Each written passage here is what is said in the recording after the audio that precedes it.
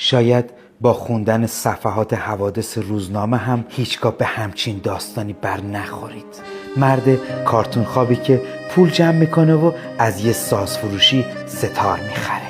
هرچی فروشنده اصرار میکنه که پول نمیگیره، غیرت او قبول نمیکنه. بعد چند وقت گوشه خیابون قش میکنه و میفته و ستارش میشکنه. انگار 10 نفر منو بلند کردن زدن زمین.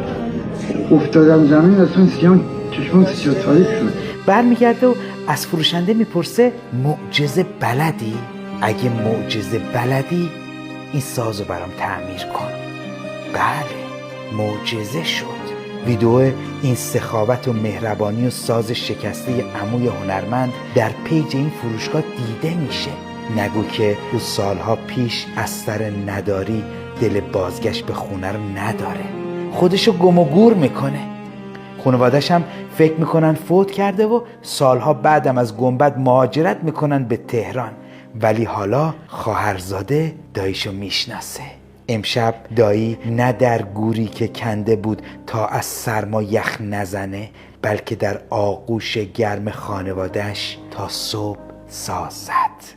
آره، اگه خدا بخواد یه ساز شکستم معجزه میکنه.